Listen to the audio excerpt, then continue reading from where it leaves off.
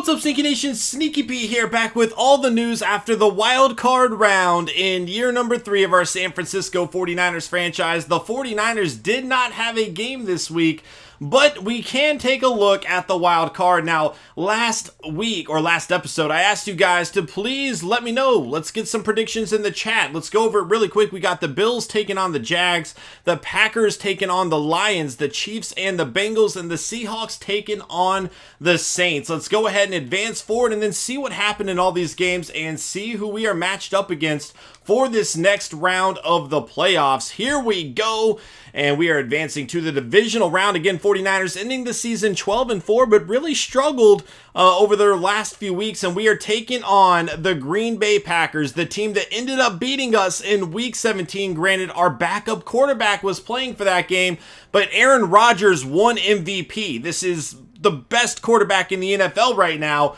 and certainly could be a big issue for this 49ers team in the postseason that has really struggled against some of the best quarterbacks. It's going to be interesting to see what happens as we get ready for this game, but I am definitely a good bit nervous about it. Let's go ahead and find out what happened here throughout the wild card week.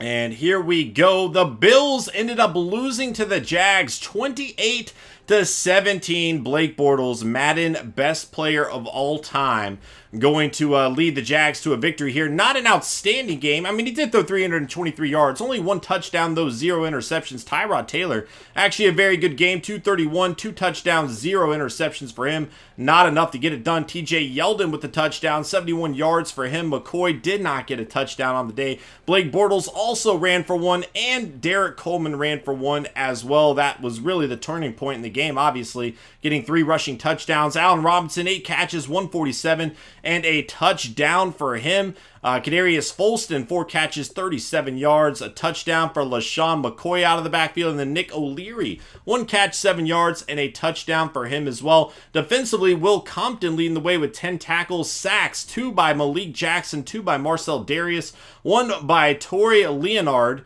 here, and then a few players going to get a half a sack, including Tremont Patrick, a guy we've seen quite a lot. Interceptions, none on the day. Fumbles forced and fumbles recovered. 1 fumble forced by Barry Church. It would not be recovered. 39-21. The Packers with a victory over the Lions, and this is what scares me here. Packers putting points on the board. Aaron Rodgers, 4 touchdowns, only 1 interception, 306 yards for him. Matthew Stafford, 253, 2 touchdowns, 2 interceptions. Running the ball, Eddie Lacy, 80 yards, 3.6 yards a carry. He did fumble it, though. Aaron Rodgers and Michael Burton each going to run for a touchdown in this one. Golden Tate, 8 catches, 117 yards and a touchdown. Richard Rodgers with the touchdown. Jordy Nelson with the touchdown. Randall Cobb getting a touchdown, and Ty Montgomery getting one. Leo Bronson, the running back, getting one there for the Lions. Defensively, DeAndre Levy leading the way with 9 tackles, sacks, 2 by Mike Daniels, 1 by Nick Perry. Interceptions, 1 by Darius Slay Jr., Sam Shields, and HaHa Clinton Dix getting interceptions as well. Fumbles forced, 1 by Tahir Whitehead. It would not be recovered. 31-10, the Chiefs with a big victory over the Bengals here. And Alex Smith, 3 touchdowns, 0 interceptions, 308 yards for him, an outstanding game. Andy Dalton really struggling in this one, only 238 yards. Well, not the worst thing ever, but 0 touchdowns, not good, especially when you have 2 interceptions to go with it there. Running the ball, Jamal Charles, an outstanding game, 16 carries, 96 yards, 6 yards a carry, and a touchdown. Giovanni Bernard, the best running back in the AFC this year, 4.8 yards a carry, 81 yards, not bad by any means. He did not seem to get a touchdown, though. Joey Lacy with 39 yards running the ball. West with 24. Touchdown by Kenneth Dixon there for the Bengals. Receiving, Devontae Adams, 10 catches, 143 yards, and a touchdown for him. Brandon LaFell leading the way for the Bengals with 5, only 35 yards there. 71-4 for A.J. Green, 52-4 for Eifert. Howard Finner, 4 for 41. Macklin and Sherman each getting a touchdown for the Chiefs, though.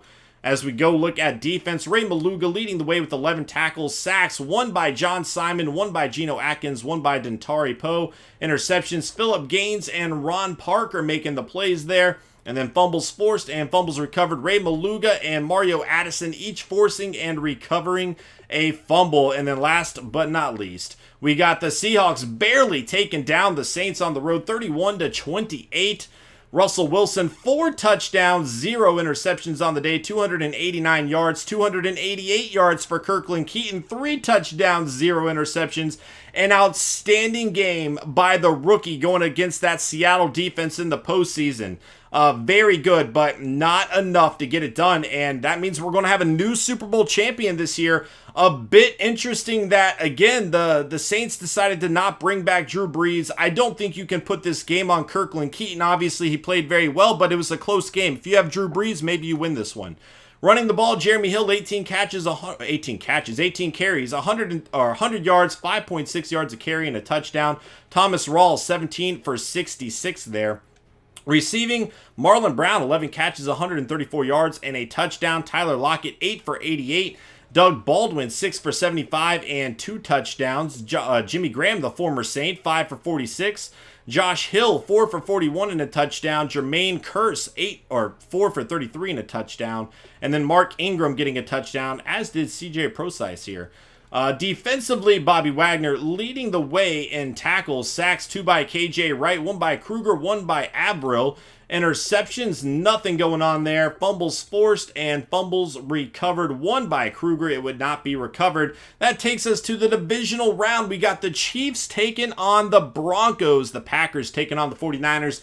The Jags taking on the Dolphins. And the Seahawks taking on the Giants. Once again, let's get some more predictions in chat, guys. How do y'all think this round is going to play out? Let's go ahead and take one more look at the Packers offense or team. Obviously, we have already looked at the Packers, but with it being the postseason, we're going to take another look. And we're starting Cody Kessler for this one. I know Schobel's rated better, but Kessler just played better this season. I have more faith with him moving forward, at least for this postseason. We'll reevaluate things next offseason, though. Aaron Rodgers at quarterback, Hundley. Behind him at running back, Eddie Lacy and Darius Jackson. At fullback, Ripkowski. At wide receiver, Randall Cobb, Jordy Nelson, Ty Montgomery, Arizman, a rookie out of Cincinnati, and Davis. And this is really where they scare me again. Sometimes we give up a lot of completions, and going against Aaron Rodgers in this receiving core, not looking good. Richard Rodgers at tight end with Nicholas there. At left tackle, very solid player. I probably couldn't pronounce that, but he's an okay player. Left guard, they have Watford. At center, Lindsley. Over at right guard, TJ Lang. And then at right tackle, Jason Spriggs. At left end, Jesus Ballantyne in his second year out of Auburn, 81 overall. Right end, Mike Daniels. At defensive tackle, Saliga. And Matt Downey out of Ohio State. At left outside linebacker, Clay Matthews. Middle linebacker, Blake Martinez, who has been very, very good for them. And Patrick Ortega at right outside linebacker, Nick Perry. Cornerback, you're going to see Demarius Randall, Sam Shields, Quentin Rollins, and Ben Rambo with Hawkins there. Free safety, Clinton Dix. Strong safety, Morgan Burnett. Kicker Dan Carpenter, who threw the interception to us that led to a Jimmy Ward touchdown. Randall Cobb and Montgomery returning the kicks and the punts. Let's check out the injury report really quick. See which team is going to be affected. And this is bad for the 49ers. I think we kind of saw it in Week 17. Our team's getting a lot of drops. Not having Willie Snead and Chris Owusu's really not good for this team right now. We're kind of forcing some players into the lineup that we didn't really use a whole lot this season. So it's going to be interesting to see if they can hold up against the pressure of the playoffs. Or maybe they'll be born through that. Who knows? We might see a breakout performance as well. But as of right now, this is a big blow to our team. And Austin Seferian Jenkins out too. We saw Selleck run the wrong route, which led to an interception. So obviously not having him here is definitely hurting this team as well, but we do have Shaquan Fryer, who we like, but the depth there is certainly lacking now. The Packers are missing Jake Ryan at middle linebacker. Not a big blow to them. They have 2 other guys they like there. And then Trayvon Finilis, another player that, again, would have just been a backup for them, so not a huge blow. It should be an interesting game, though. We played in Week 17. The Packers came out on top. We were at Lambeau Field for that one. We are at Levi's for this one. Cody Kessler will be getting the start. It'll be interesting to see which team shows up. Guys, get your predictions for the divisional round of the playoffs in the chat below, and I will see you guys next time. Later.